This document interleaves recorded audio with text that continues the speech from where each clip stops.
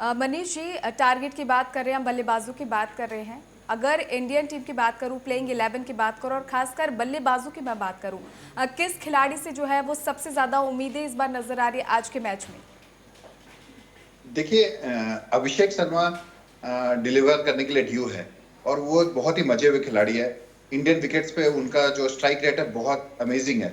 तो मुझे लगता है कि आज के मुकाबले में अभिषेक शर्मा और ईशान किशन का बैटिंग बहुत अहम होने वाला है। अगर उन्होंने पावर प्ले में अच्छी शुरुआत दे दी तो भारत डेफिनेटली 190 के स्कोर तक पहुंचने में सक्षम हो पाएगा। चलिए ठीक है, हमारे साथ पूर्व रणजी खिलाड़ी रोशन राज जी भी जुड़ चुके हैं। रोशन जी, बहुत स्वागत है आपका टीएनपी न्यूज पर। रोशन जी, आज का जो ये महामुकाबला होने वाला है भारत और साउथ अफ्रीका के बीच, सुपर 8 में दोनों टीमें अब तक जो है अजय रही है। क्या आज का मुकाबला टूर्नामेंट का टर्निंग पॉइंट साबित हो सकता है? नमस्कार। जी। देखिए, मैंने पहले ही कहा है कि ये जो दोनों टीम्स हैं वो कंटेंडर है फाइनल के लिए। जो भी टीम यहाँ से जीत के जाएगी उसका साइकोलॉजिकल एज रहेगा आगे के मैचेस में। और ये जो मैच होने वाला है, मुझे ऐसा लगता है कि जो शुरू के जो 6 ओवर है पावर प्ले है वही पूरा टोन सेट करेगा। जो टीम शुरू के पावर प्ले में अच्छा खेलेगी उसके जीतने की संभावना बढ़ जाएगी। और ये जो विकेट है वो बैटिंग फ्रेंडली है, बैटिंग पैराडाइज है। तो मुझे लगता है कि और एक थोड़ा डी फैक्टर भी रहेगा। तो मुझे लगता है कि जो भी टीम शुरू में बैटिंग करके 190 या 200 का कुछ बनाएगी उसकी संभावना ज्यादा रहेगी जीतने की। रोशन जी, इसके साथ ही अहमदाबाद की पिच का रोल जो है वो काफ़ी अहम रहने वाला है। और जैसे कि हिमांशु जी ने भी बताया कि उस पिच पर सबसे ज़्यादा मैचेस जो है वो साउथ अफ्रीका ने खेले, भारत से ज़्यादा खेले हैं। तो क्या इस बार ज़्यादा फेवरेबल किसके लिए आपके लिए नज़र आ रहा है आपके अकॉर्डिंग?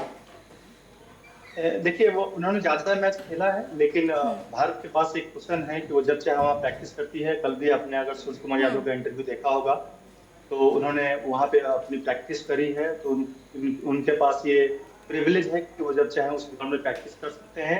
वो ऑन रिकॉर्ड नहीं होता है लेकिन वो काफी प्रैक्टिस करती हैं। तो इंटरनेशनल क्रिकेट की बात करें तो हो सके साउथ अफ्रीका ज्यादा मैच खेली हो वहाँ पे, लेकिन अगर प्रैक्टिस और मैचेस की बात करें तो इंडिया का पलड़ा हमेशा, क्योंकि ये इंडिया का ही पिच है तो इंडिया ने ज्यादा वहाँ पे प्रैक्टिस करी हुई है। और इस लेवल पे सारे प्लेयर हर एक परिस्थितियों के लिए, हर एक विकेट के लिए तैयार रहते हैं। उन्होंने हर परिस्थितियों पे प्रैक्टिस की होती है, उनके उनके पास स्ट्रैटेजी होती है। तो मुझे लगता है कि इस विकेट पे साउथ अफ्रीका के ज्यादा मैच खेलने का बहुत एडवांटेज उनको नहीं मिलने वाला है। यह है कि उस पर्टिकुलर डे कौन सी टीम अच्छा खेलती है, अपना नर्व कंट्रोल करके और अपने अपने स्ट्रैटेजी को एक्सिक्यूट करती है, वो टीम उस टीम का पल्ला भारी होने वाला है। बिल्कुल हिमांशु जी, आज जो है वो मेंटल प्रेशर भी काफ़ी ज़्यादा रहने वाला है दोनों टीमों की हम बात करें, क्योंकि दोनों टीमें अजय रही है, ज़बरदस्त फॉर्म में दोनों टीमें नज़र आ रही है। मेंटल प्रेशर अगर इंडियन क्रिकेट टीम की मैं बात करूं तो किस हद तक हम झेलने वाले हैं, हमारी टीम कितनी तैयार है इसके लिए, और क्या लगता है क्या ये प्रेशर ओवरकम करके टीम इंडिया में जो एक्स फैक्टर की जो हम बात करते हैं वो नज़र आएगा?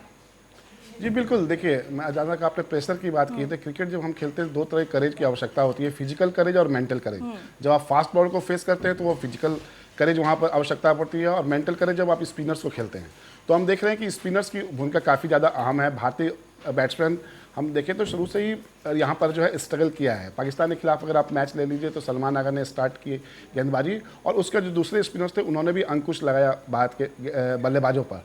तो यहाँ पर जो है मेंटल करेज हमें लगता है कि ज़्यादा आवश्यकता है। जो मेंटल जो दबाव सहने की क्षमता जो है जिसमें ज़्यादा रहेगी, और प्रेशर को जो हैंडल करेगा वो आज बेहतर परफॉर्म करेगा। तो मैं शुरू से ही कह रहा हूं, जैसे कि यहाँ अभिषेक शर्मा जो गलती करते हैं वो आज वो गलती करना नहीं चाहेंगे कि पहले गेंद से और अक्रॉस द लाइन जिस तरह से वो शॉट खेलने की कोशिश करते हैं।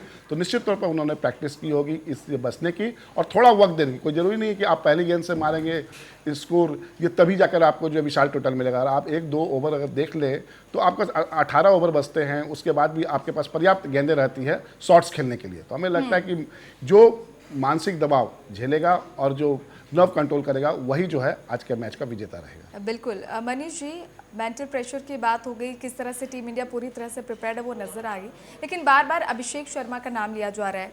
अभिषेक शर्मा के अलावा और कौन सा ऐसा खिलाड़ी जो है वो इस बार फॉर्म में नजर आ रहा है और जिस पर जो है दर्शकों की नजरें टिकी होंगी? देखिए, अगर आंकड़ों का विश्लेषण किया जाए तो पिछले कुछ मैचों में तिलक वर्मा का आंकड़ा साउथ अफ्रीका अगेंस्ट में सबसे स्ट्रांग है। उसने पिछले कुछ मैचों में लास्ट 6-8 मैचों में उसने साउथ अफ्रीका के अगेंस्ट में 200 और 250 बनाए हैं। तो तिलक वर्मा का आंकड़ा बहुत स्ट्रांग है साउथ अफ्रीका के अगेंस्ट में। और ईशान किशन बहुत अच्छे फॉर्म में। अभिषेक नो डाउट पिछले 1 साल से सबसे सक्सेसफुल क्रिकेट खेल रहा था और सबसे बेस्ट स्ट्राइक रेट के साथ बैटिंग कर रहा था। तो हमारे पास बहुत सारे प्लेयर है। सूर्या का वापस फॉर्म में आना, Shivam Dubey down the order बहुत अच्छी बैटिंग कर रहे हैं। तो बहुत सारे एक्स फैक्टर हैं हमारे पास, और इनमें से कोई 2 प्लेयर्स 3 प्लेयर्स अगर अच्छा क्रिकेट खेलते हैं तो हम डेफिनेटली वो जो मैजिक आंकड़ा है 190 और 200 के बीच का वो अचीव करेंगे। और जिस हिसाब से हमारी बॉलिंग एक्सपीरियंस यूनिट है, हम आराम से उसको डिफेंड कर सकते हैं। बिल्कुल बिल्कुल। रोशन जी, अब साउथ अफ्रीका की टीम को भी जानना बहुत ज़रूरी है। भारतीय टीम को हमने देख लिया कौन कौन से खिलाड़ी फॉर्म में हैं, किस तरह की तैयारी है, लेकिन सामने जो टीम है उसको भी हम कम नहीं आंक सकते। साउथ अफ्रीका की तेज़ गेंदबाजी के खिलाफ जो है भारत की टॉप ऑर्डर रणनीति क्या कुछ होनी चाहिए आपके अकॉर्डिंग? देखिए, ये स्ट्रेंथ है साउथ अफ्रीका की बॉलिंग की। वो तेज बैटरी है, पेस बैटरी है उनकी। नोकिया जो है वो one of the fastest bowler in the world है। जॉनसन का उनको बहुत लंबाई का भी उनको फायदा मिलता है। बाएं हाथ के गेंदबाज हैं। तो मुझे ऐसा लगता है, लेकिन अच्छी बात ये है कि ये जो विकेट है जो बैटिंग के लिए हेल्पफुल होने जा रहा है, और हमारे जो भी ओपनर्स हैं बाय डिफॉल्ट ही उनको मतलब मीडियम से खेलने का वो अच्छा खेलते हैं। तेज आती हुई गेंद उनको बहुत आसानी से वो खेलते हैं।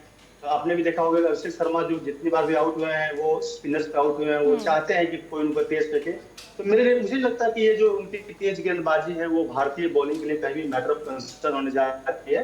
बशर्ते उस दिन जो भी जिस प्लेयर्स को जो रोल मिलता है, जो प्राइमरी रोल होता है, उसको कैसे प्ले करते हैं। समटाइम्स ऐसा होता है कि जैसे अभिषेक शर्मा की बात करें तो उनके लिए हाई रिस्क हाई रिवॉर्ड की बात है।